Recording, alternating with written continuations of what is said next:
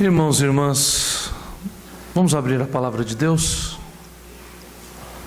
E eu não sei, na verdade eu sei o porquê o Senhor faz essas coisas, e eu não fazia a mínima ideia que vocês estavam lendo o Evangelho de Mateus de forma sequencial, muito menos que logo antes de eu subir ao púlpito, o reverendo René conduziria a igreja para ler o último trecho do Evangelho de Mateus. Então nós vamos abrir em Marcos, capítulo 1, versículo 1.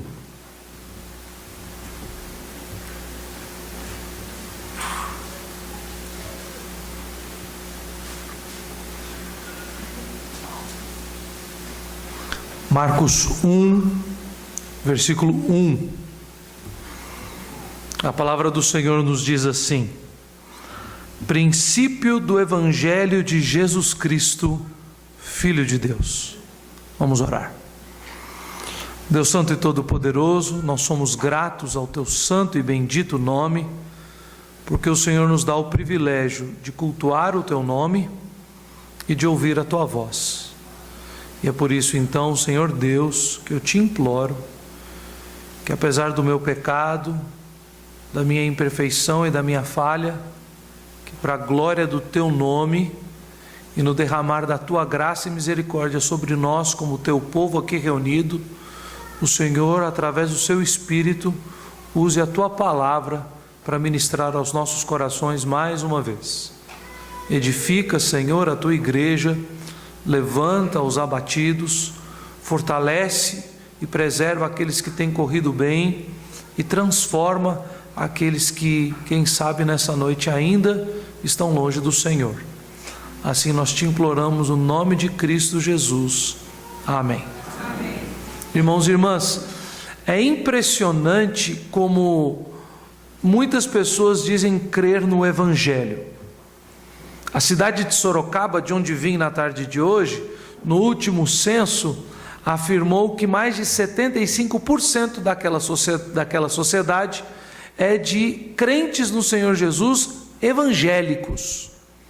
E meu primo, que mora ali, por isso estava lá, e é presbítero de uma igreja presbiteriana ali, diz que nunca a cidade esteve tão violenta, o trânsito tão ruim e as pessoas tão antissociais.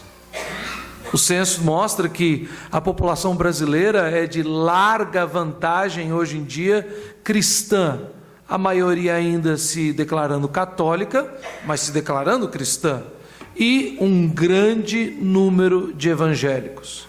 E eu não quero tocar em um assunto assim, que pode ser sensível, não sei da realidade aqui desta igreja, mas até mesmo na última eleição para presidente, governador e demais cargos, muitas pessoas estavam atribuindo a vitória de A ou B devido à guinada da bancada que se diz evangélica, deixo bem claro isso, e dos evangélicos como grande corpo da sociedade e as suas escolhas na forma assim maior entre os evangélicos.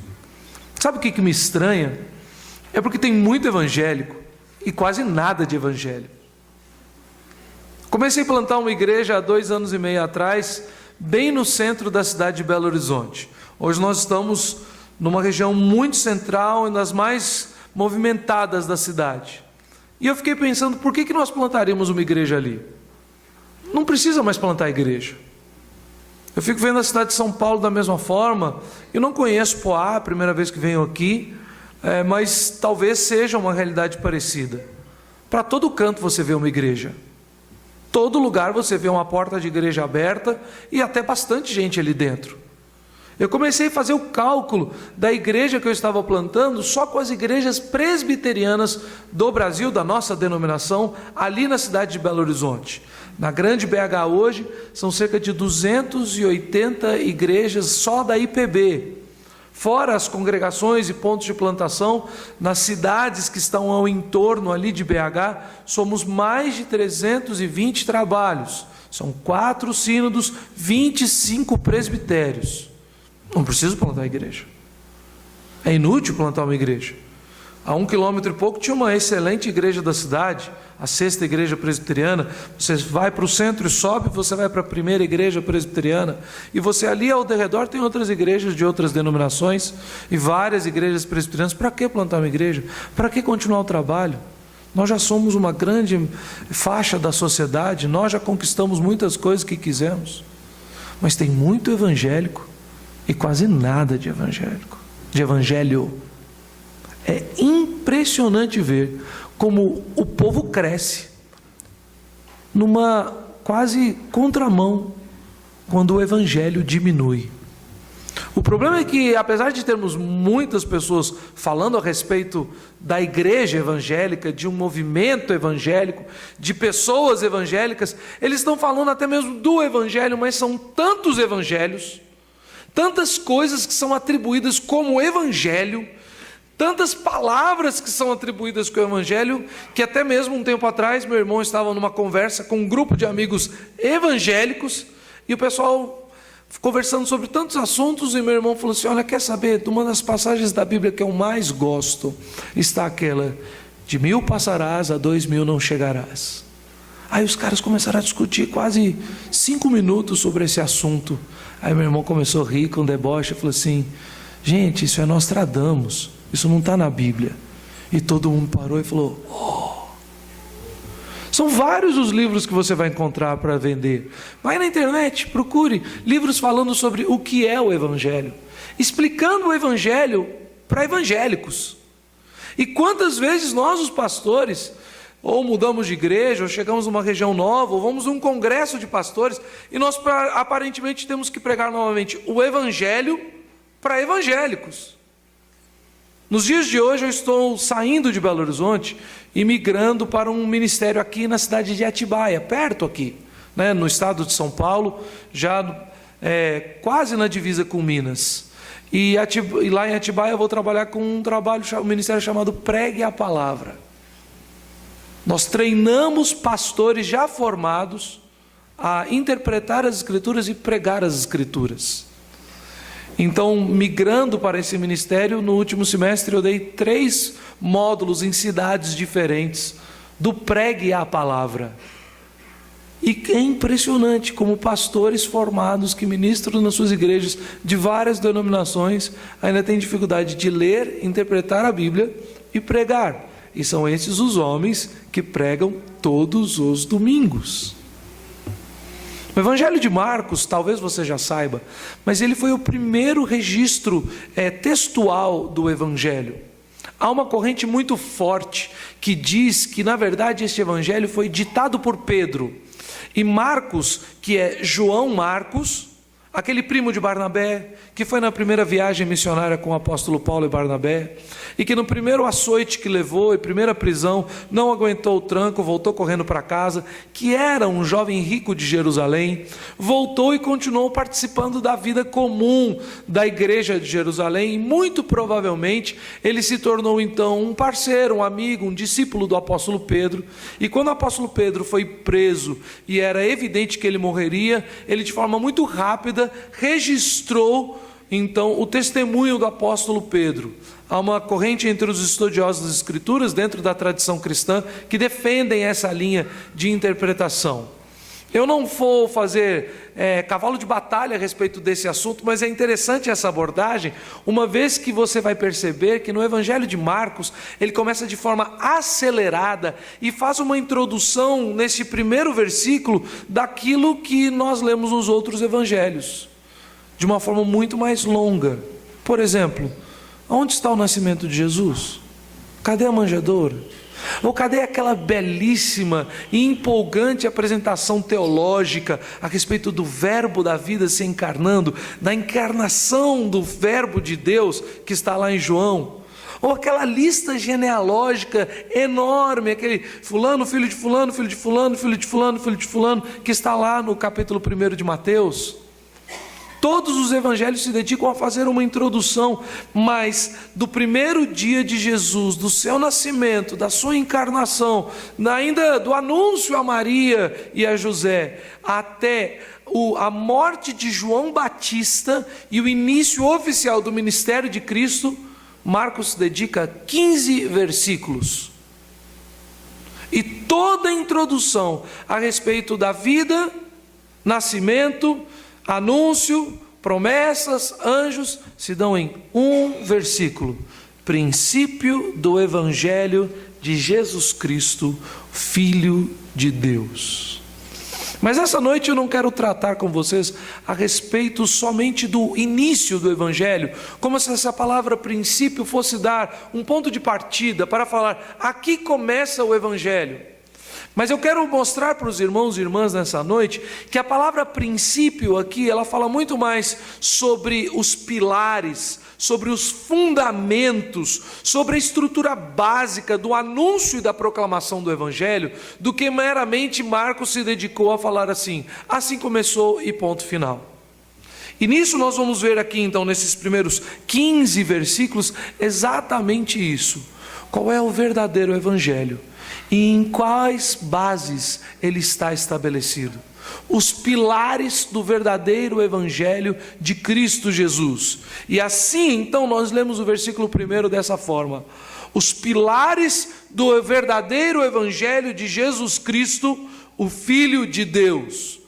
A base do único e verdadeiro Evangelho, das boas novas ao mundo, que procedem de Jesus Cristo, o Filho de Deus.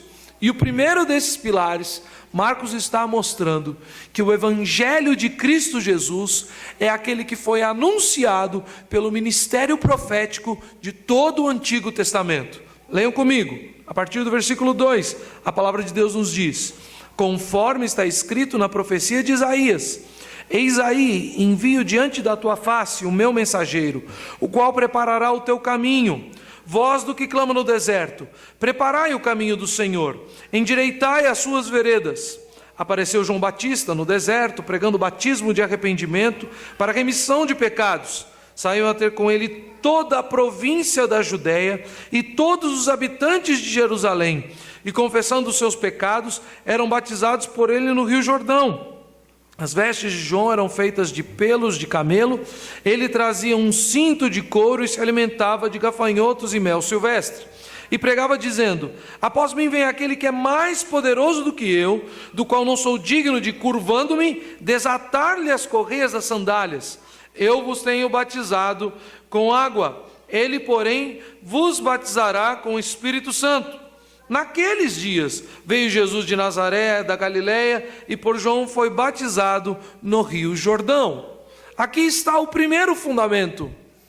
O Evangelho de Cristo Jesus está fundamentado no anúncio dos profetas de toda a era profética do Antigo Testamento. E se você não percebeu, nós temos aqui provavelmente um dos mais importantes profetas do Antigo Testamento. Nós temos o único e maior dos profetas, de acordo com as palavras de Deus, que é João Batista, porque não só ele profetizou a vinda de Cristo, mas ele viu concretizada a vinda do Senhor Jesus Cristo, aquele que termina a era profética do Antigo Testamento, que é João Batista. E nós temos aqui, de uma forma meio que escondida, um terceiro profeta. Você acha que as coisas são escritas na Bíblia à toa? Você acha que as coisas são escritas na Bíblia por um acaso? Você acha que Marcos, escrevendo apressadamente o testemunho do apóstolo Pedro, a fim de enviar este testemunho para todas as igrejas do primeiro século, que ele estava preocupado com moda? Por que você acha que então, que no versículo 6 ele diz: as vestes de João eram feitas de pelos de camelo, ele trazia um cinto de couro e se alimentava de gafanhotos e mel silvestre? Vai 2 Reis, e você vai ver que essas eram as vestes e os hábitos de Elias. São 3 profetas citados aqui. As vestes de João não tinham nada a ver. Falei assim: olha, meu irmão, eu queria dizer, viu, João era um homem excêntrico. Não, ele não era um homem excêntrico. Ele era um sacerdote por direito, por ser filho de um sacerdote, por ser da linhagem de Arão, e ele era um profeta do Senhor. E ele se vestia e vivia como o próprio profeta Elias. 3 profetas são citados aqui. E qual é o testemunho dos profetas? Primeiro, Isaías testemunha a respeito do novo Elias. Quando Isaías diz: eis aí envio diante da tua face o meu mensageiro, o qual preparará o teu caminho, o caminho do Messias, o caminho do Senhor. Isaías fala a respeito de João Batista. Segundo, Elias é sombra, é tipo, é um anúncio do que seria o verdadeiro arauto de Cristo Jesus. João Batista, o primo de Jesus, aquele que deu testemunho e se encheu do Espírito Santo no ventre de sua mãe. Você pode ver isso no Evangelho de Lucas, quando Maria chegou para visitar Isabel, o bebê no ventre de 6 meses, ele estava cheio do Espírito Santo, e sua mãe ficou tomada pelo Espírito Santo e profetizou. Aqui então nós temos 2 profetas do Antigo Testamento dando testemunho sobre João Batista. E qual é o testemunho profético de João Batista a respeito de Cristo, o primeiro pilar do Evangelho de Cristo Jesus? Ele diz: após mim vem aquele que é mais poderoso do que eu, do qual não sou digno de, curvando-me, desatar-lhe as correias das sandálias. Eu vos tenho batizado com água, ele porém vos batizará com o Espírito Santo. Meus irmãos e irmãs, como eu amo as histórias do Antigo Testamento, como eu gosto de lê-las. Às vezes um pastor prega em uma narrativa histórica do Antigo Testamento, e eu tenho uma mania que de repente nem é tão boa, eu devia prestar mais atenção no sermão. Mas ele prega num texto da narrativa histórica e eu já fico curioso para saber o que acontece mesmo depois disso. Então nós estávamos estudando no congresso em Atibaia, 1ª e 2ª Samuel. E toda vez que o pastor falava alguma coisa e lia o texto, ele ia pregando e tal, daqui a pouco a curiosidade eu não aguentava. Aí voltava para o texto e começava já a ler o que acabava, o que continuava. E aí depois eu sentava com o pregador e falava assim: olha, você citou isso, tem aquilo, aquele detalhe, depois disso que acontece, olha que interessante. E a gente ficava um tempão discutindo a sequência da narrativa histórica. Mais da metade da Bíblia é escrita em narrativa histórica. Nós gostamos de história, o nosso Deus também gosta de história. Nós somos criados à imagem e semelhança do nosso Deus, e Ele nos deu histórias. Mas nós erramos muitas vezes quando queremos associar essas histórias num paralelo direto comigo e com você. Davi venceu o gigante, vença também os seus gigantes. Essa pregação é famosa mundo afora. Ele pegou 5 pedras e ele acertou a cabeça do gigante. Então sabe o que Davi fez? Ele olhou para a cabeça do gigante, o gigante olhou para ele e disse assim: é muito pequeno para derrotar. E então Davi olhou para a cabeça do gigante e falou assim: olha, essa testa é muito grande para eu errar. E aí então você faz uma aplicação bem alegórica para você e leva para isso, e sai você como herói da história. Sabe o que João Batista está dizendo? Ele está dizendo que o Antigo Testamento é cheio de heróis, é cheio de profetas, é cheio de histórias maravilhosas, poderosas, de um povo que Deus amou, mesmo não merecendo. O Antigo Testamento não é a dispensação da lei, o Antigo Testamento já é a dispensação da graça, porque o povo desobedece o tempo inteiro, e Deus continua tendo misericórdia. Aí Deus envia eles para o exílio, e Deus vai e retira eles do exílio. Sabe por quê? Porque o Antigo Testamento precisa chegar aos pés de Cristo Jesus. E todos os profetas precisam falar, a fim de que o povo continue diante do plano de Deus, se preparando e continuando a progredir, até que venha Cristo Jesus.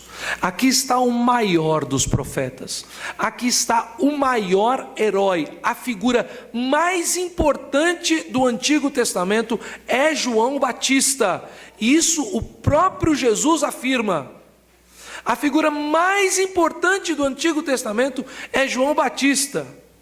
O seu ministério é o ministério de Elias, aquele profeta que não morreu, foi levado para o céu numa carruagem de fogo. Você nunca vai conseguir conceber na sua cabeça, por mais que façam filmes de Hollywood a respeito disso, nós não vamos saber e entender que glória é esta de pegar um profeta do Senhor e não fazer com que ele passe pela morte e arrebatá-lo numa carruagem de fogo. Tamanho era a sua intimidade com Deus. João Batista, Jesus nos diz, é maior do que ele. E o ministério de Elias é uma sombra, aponta para o ministério de João Batista. E aqui está o maior nome do Antigo Testamento. E o que ele diz? Que diante de Jesus Cristo, eu não sirvo para ser o mais miserável escravo. Você se lembra quando o Senhor Jesus lavou o pé dos seus discípulos?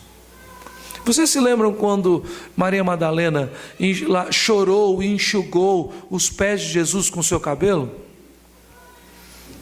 Os escravos fujões e desobedientes eram castigados, sendo colocados de joelhos aos pés dos visitantes e tendo que lavar os pés dos visitantes que chegavam na casa do seu Senhor e também do seu Senhor. Não tinha asfalto, não tinha calçada, não tinha Nike nem Reebok, né? Só tinha sandália e pé empoeirado, calor desértico, e o escravo fujão era castigado e humilhado como o pior dos servos, o mais humilhado dos servos, para limpar os pés do seu Senhor. E aqui está o maior nome do Antigo Testamento, e ele diz que ele não é digno de, se curvando, desatar as sandálias dos pés do Senhor Jesus.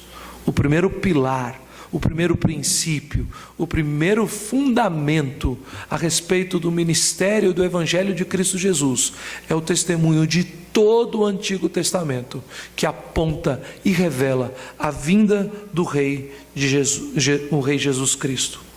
O segundo testemunho é dado por alguém que é infinitamente maior do que ele, porque diz o versículo 10: logo ao sair da água, vi os céus rasgarem-se e o Espírito descendo como pomba sobre ele.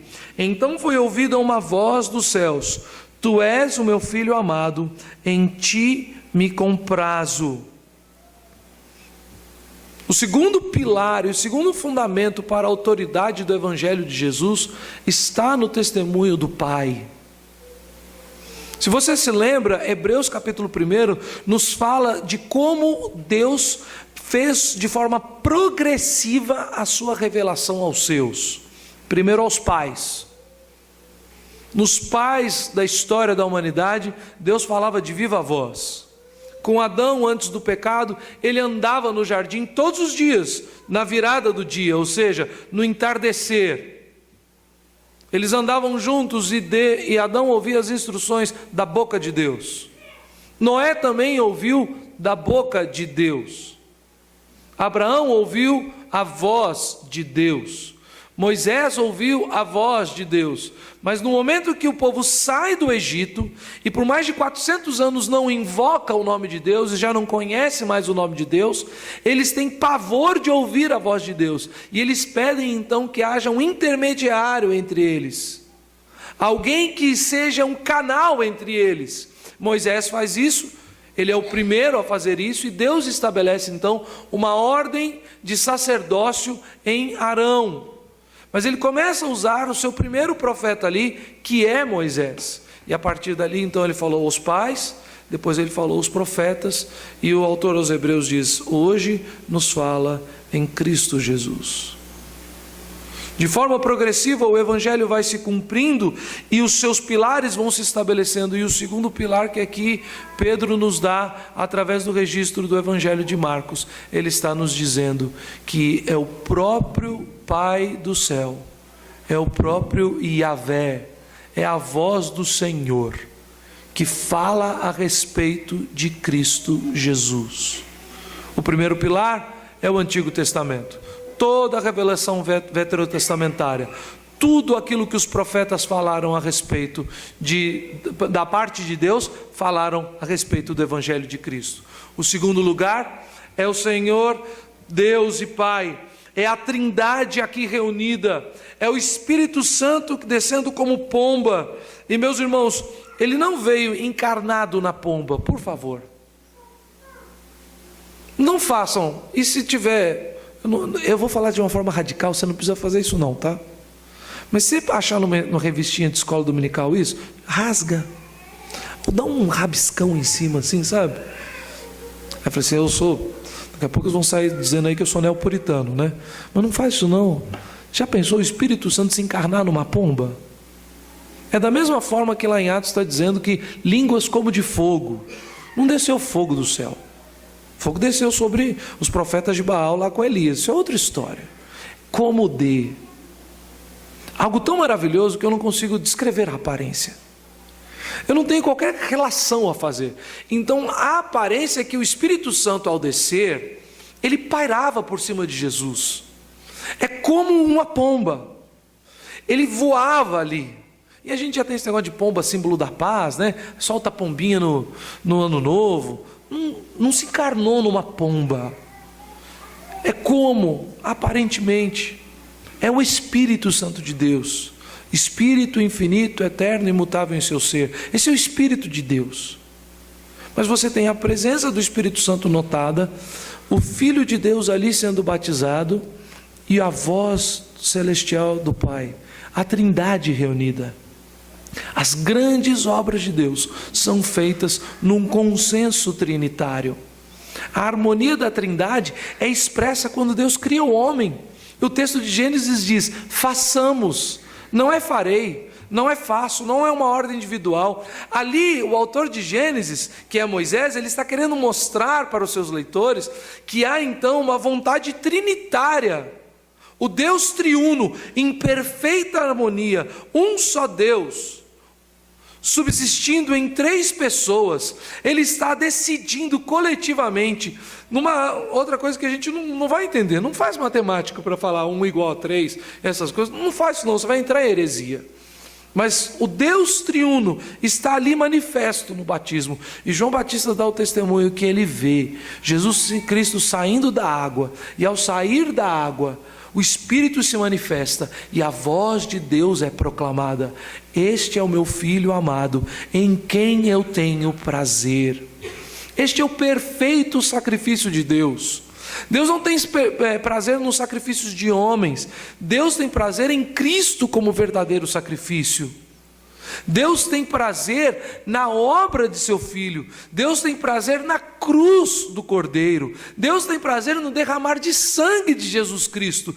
Deus tem prazer em tudo aquilo que Cristo é e tudo aquilo que Cristo faz, em todos os seus atos, porque tudo aquilo que Cristo faz é dedicado ao Pai. Ele faz pela vontade do Pai. Ele se submete à ordem do Pai. Ele é a alegria do Pai. O prazer de Deus está em Cristo Jesus. Pregar um evangelho que Deus se agrada de mim e de você é falso evangelho.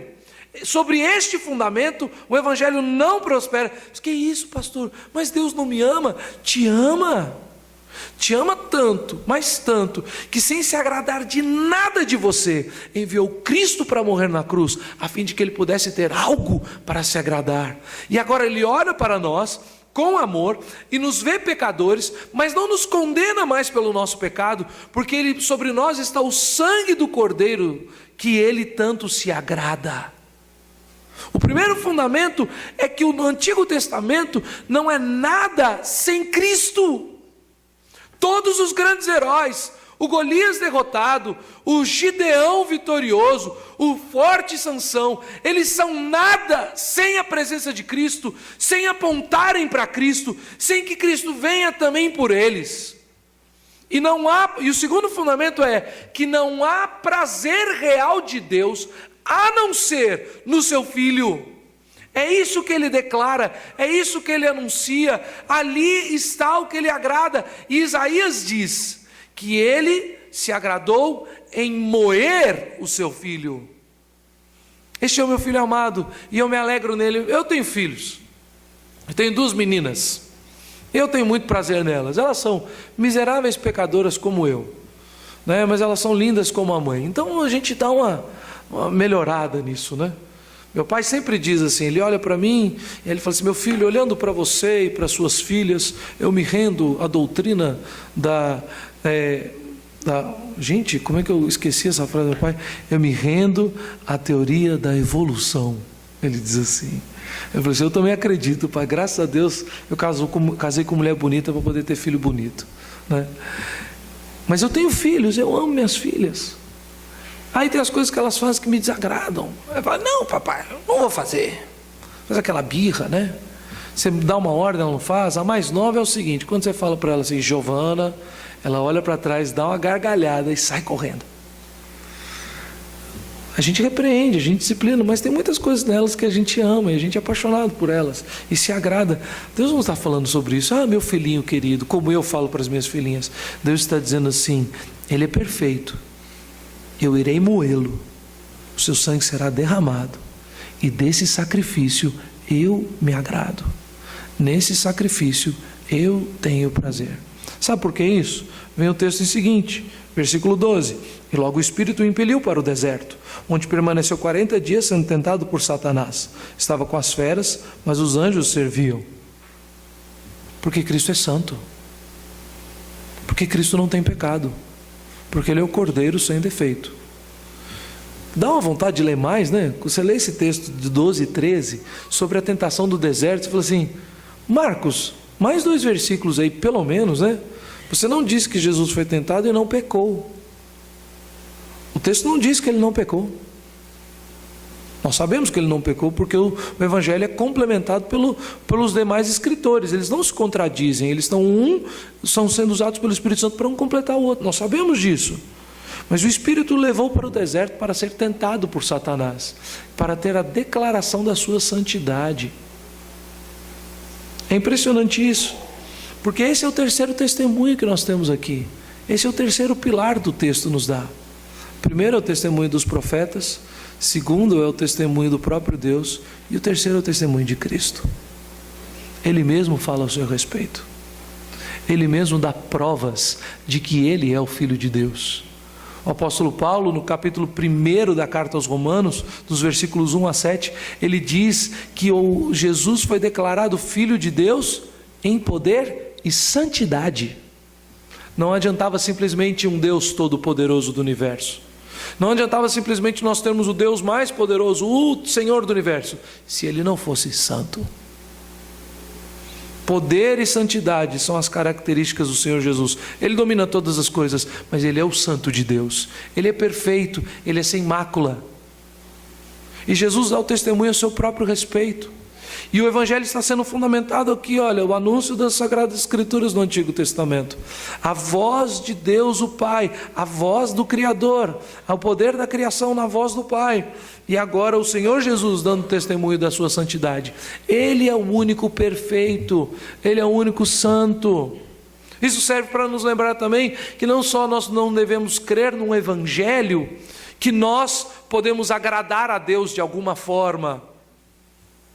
Nós não podemos também crer no Evangelho de que nós possamos ter algum tipo de obra que possa ser suficientemente boa e santa na presença do Senhor. Nós nunca seremos santos o suficiente para nos apresentar na presença do Senhor. E o Evangelho que defenda isso é um Evangelho falso, ele é mentiroso. Martinho Lutero viveu sobre esse tipo de Evangelho falso. E no frio do inverno da Alemanha, ainda na época medieval, sem ar-condicionado, sem nada, tá? Sem calefação. Ele dormia nu no chão frio, nas noites de inverno, como um tipo de penitência aos seus pecados, desejando ele ser santo.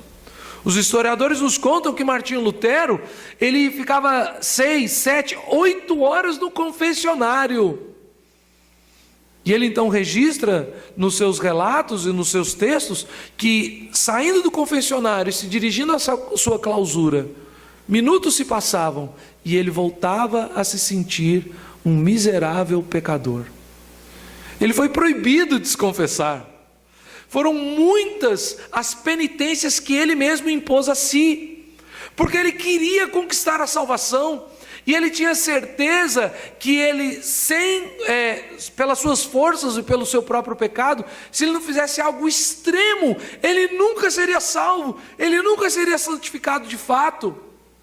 Até que então ele encontrou o famoso texto bíblico lá da carta de Romanos, que nos diz: o justo viverá pela fé.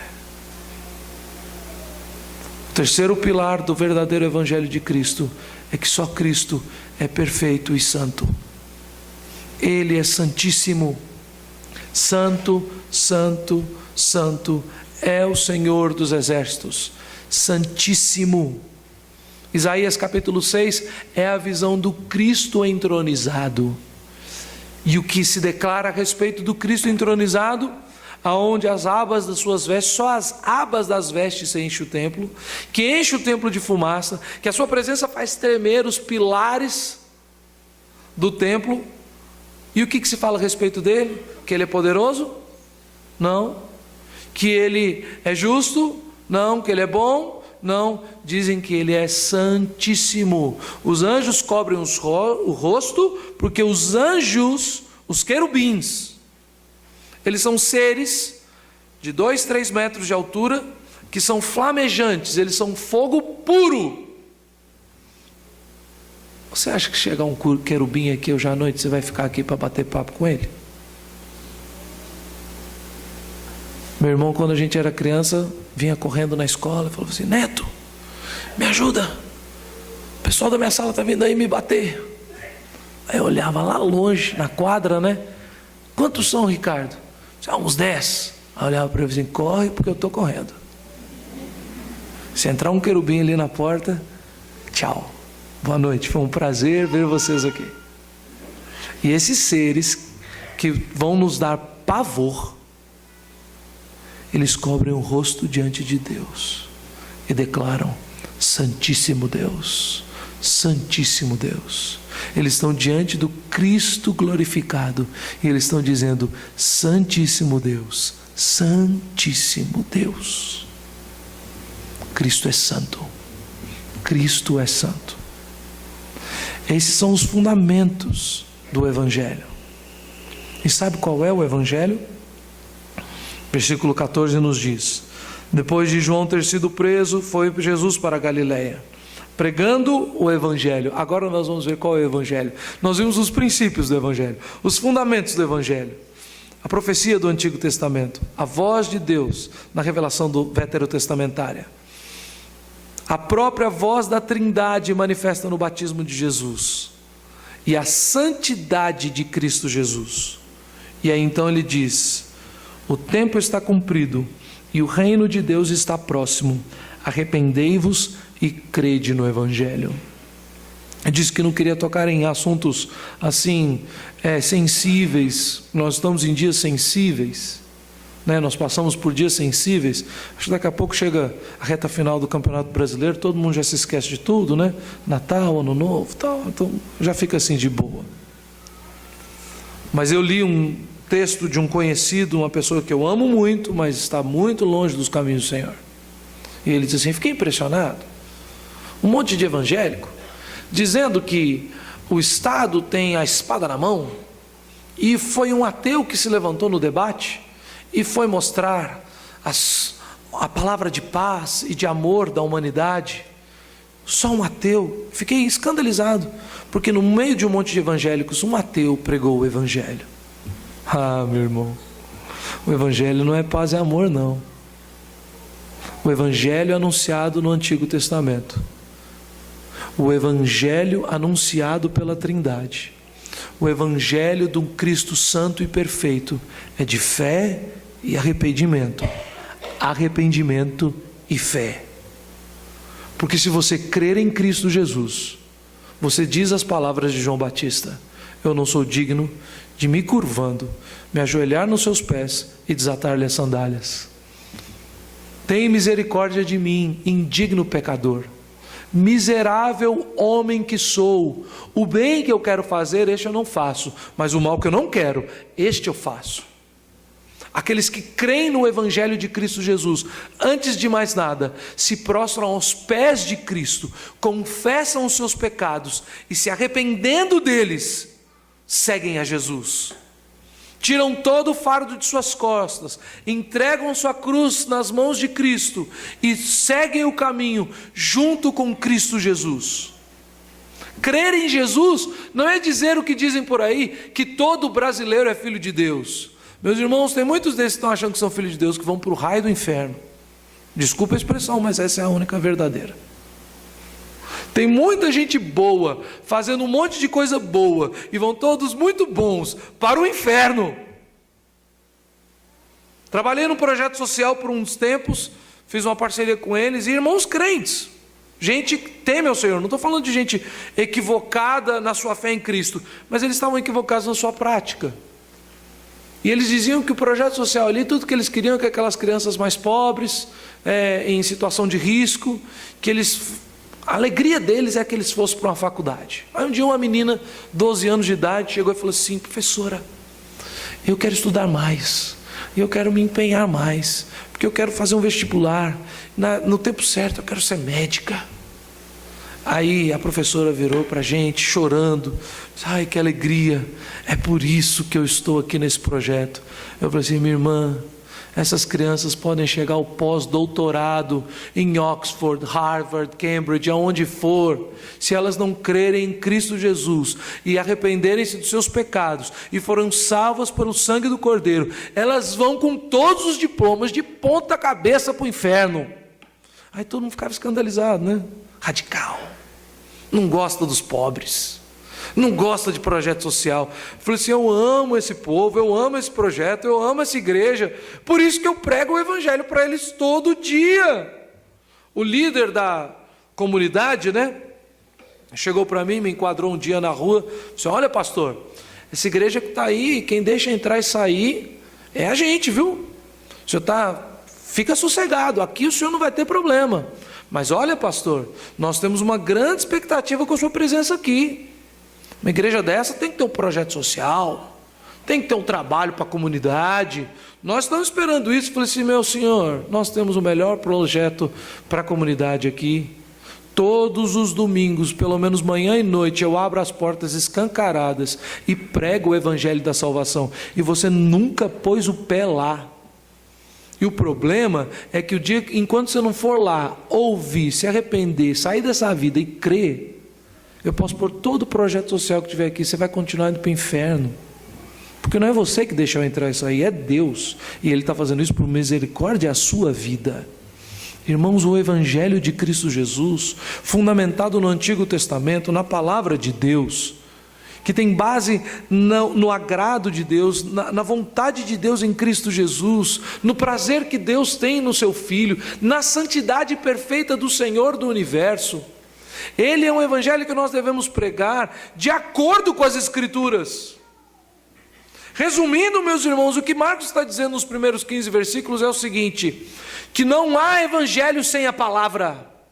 Não há evangelho que fuja de toda a revelação perfeita de Deus aos pais, pelos profetas, em Cristo Jesus. Não há evangelho sem as Escrituras. E se você tem aquela Bíblia meio rabiscada das coisas que você gosta e que não gosta, talvez você não conheça o Evangelho. E sem conhecer a palavra de Deus a fundo, sem compreendê-la e aplicá-la à sua vida, você nunca conseguirá crer.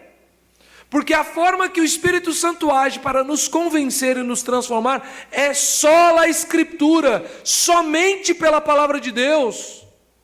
É na palavra que nós declaramos somente Cristo. É na palavra que nós declaramos somente pela fé. É na palavra que nós declaramos somente pela graça. É na palavra que nós declaramos só lhe deu glória, toda a glória a Deus. Evangelho, no meio evangélico, que fala que a tia profetiza, que canta xarará, xaranderê lá no fundo, isso não é evangelho. Evangelho de Bíblia fechada não é graça, desculpe minha expressão, é falta de graça, é desgraça, é maldição. Evangelho que você sente, que dá um frio na espinha, que é um movimento, e que você sai assim meio zen. Isso deve se chamar acupuntura. Eu adoro acupuntura. Dói, e eu saio de lá levinho, bom demais. Quando a gente joga bola, mesmo eu que sou ruim de bola, você sai cansado, suado, tal, assim, zen. Quando era adolescente eu treinava taekwondo, apanhava de todo mundo, nunca fui bom de luta, por isso que eu sou rápido, mas apanhava, saia da academia, ó, super light. Você desestressa, né? Você deve fazer isso, talvez. Corre de manhã numa esteirinha assim, ou na rua de casa, para poder ir para o trabalho assim mais inteiro, né? Para fugir do estresse. Tem muita gente que faz um monte de coisa para ficar bem com a vida. Mas o Evangelho não é uma proposta para que você fique de bem com a vida, não. O Evangelho não tem nada a ver com uma visão de triunfalismo para você. Venha para a igreja e todos os seus problemas se acabaram. Sabe aquele carro velho que você anda? Sabe aquele chinelo que já está gasto de tanto você ir de busão para o trabalho? Não, agora é BMW. Cara, isso é Evangelho. A igreja evangélica está inundada de falso evangelho, de mentira, de heresia, de afronta a Deus. E o Cristo que nós conhecemos é talvez um palhaço. Quantos pastores hoje pintam a cara mesmo, se vestem de palhaço para pregar o evangelho? Muito provavelmente porque o evangelho que eles pregam não é convincente o suficiente. Porque querem agradar as pessoas, que contam piadas durante 50 minutos e dizem no final assim: olha, só um minutinho, não vai embora não, 5 minutinhos, rapidinho, eu quero falar uma coisa de Deus para você hoje. Aí lê um versículo e vai embora. Que canta, mas ao ouvir a voz de Deus, nada. Recentemente teve um pastor coreano num congresso aqui na igreja de Pinheiros. Eu não sei se vocês receberam o áudio e o vídeo desse senhor. Quem estava lá deve ter saído chorando. E ele diz assim, mais ou menos nessas palavras, perguntando por que a igreja da Coreia progrediu tanto e a igreja do Brasil não. Ele falou assim: primeiro porque os pastores são preguiçosos. Nossos pastores 5 horas da manhã, 4h30 da manhã estão orando. Pastor que não vê o sol nascer em oração, ele não prospera. Segundo que o povo da igreja aqui, lá a gente prega 1 hora, 2 horas e o pessoal pede mais. Aqui a gente prega meia hora, o pessoal já faz cara feia, o diácono lá no fundo bate a mão no relógio. O povo já levanta, sai. As crianças já mandam as crianças pegar água para o pai e para a mãe, né? Faz um rodopio na igreja, né? Aí ele falou assim: essa igreja nunca vai prosperar.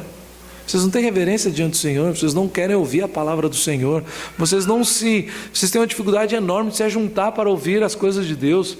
Culto de quinta-feira, sério, não conheço, não sei, René não falou nada. Esses cultos de meio de semana, não sei como é que é aqui. Espero em Deus que seja uma bênção, que seja lotado. Mas normalmente é vazio. Na minha igreja é uma vergonha. Eu nem convido as pessoas para um culto de meio de semana para não escandalizar. Tem gente que tem igreja de 1000 membros, chega no culto de quinta-feira, tem 20. Quando está cheio. Porque nós não queremos ouvir a palavra. O irmão vem de manhã e não vem à noite, porque pastor não vai dar, né? Já fui de manhã, estou cansado, pastor. Nós não temos uma igreja que impacta mais a nossa sociedade, porque nós temos muito evangélico sem evangelho. E aí a gente fica achando que o da esquerda ou da direita são os nossos salvadores da pátria. A gente fica pondo o nome de Messias em gente que não é Jesus. E eu não estou falando aqui de quem eu votei, não. Nem votei, fiquei em casa orando, porque eu estava cansado desse negócio. Porque eu não conseguia pregar de manhã e de noite pensando na eleição. Então não votei, depois eu pago uma multa de R$ 3,50 por turno. Pronto, acabou. Meus irmãos, não é evangelho sem a palavra. E tudo que procede da palavra é o evangelho. Não dá mais para fazer alegoria, não dá mais para ficar agradando as pessoas, não dá mais para aquele negócio: Jesus te ama e eu também. E eu quero terminar só com mais um exemplo. Recebi uma carta alguns anos atrás de um missionário muito querido. Veja, não é porque eu discordo e racho no meio que eu não gosto da pessoa. Muito pelo contrário, o René sabe disso. Gosto muito dele. E ele mandou assim: irmãos, nós estamos aqui no campo missionário. Já está no campo missionário, quando eu recebi a carta já tinha pelo menos uns 10 anos.